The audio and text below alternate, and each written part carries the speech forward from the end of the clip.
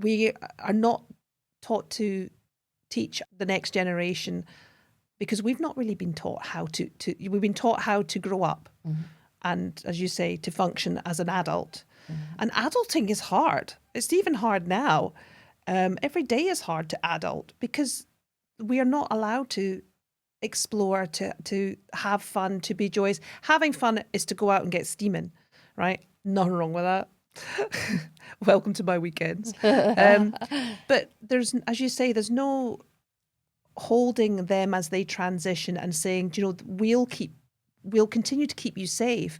You can make your own choices, but here's some advice on, you know, some cultures still do, but then it becomes a little bit more commercial. Everything, even the bar mitzvahs, it's all very commercial, but they're beautiful ceremonies.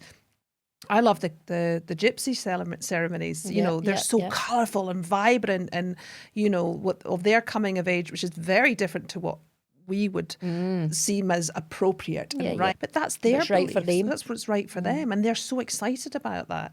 I remember Jack, who's my eldest. He's now 17. He was turning 13. He was entering into his teens. And I had this conversation with you before we knew each other that well. And I said something about he's turning into a teenager, you know, what's going to happen? He's going to have that Kevin moment, you know.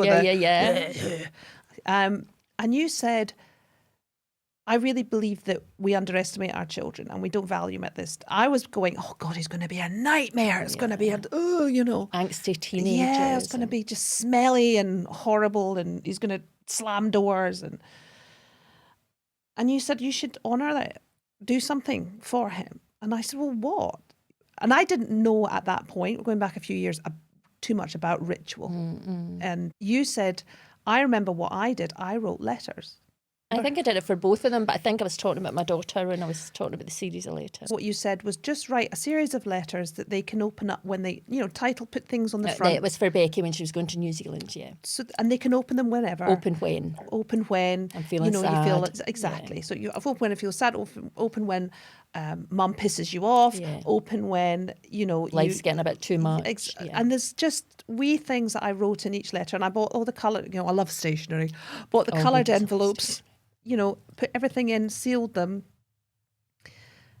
And I gave them to him privately after his birthday, whatever. And I'm thinking he's too young to grasp the concept of this. And he still has that box. Aww. And I know that he has opened a few of them because every now and then he'll say, oh, I did another letter. I have no memory of it because I'm not going to go back in and see what I wrote. No. I have no memory of what I wrote. But it was all positive. And I know that he has, like all teenagers, has had his struggles and still will continue to do so.